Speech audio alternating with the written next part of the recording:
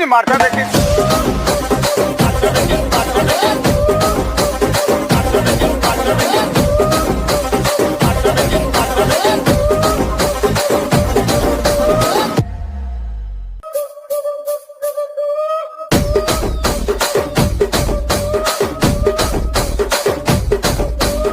ఆ కుర్చీని మార్చబెట్టి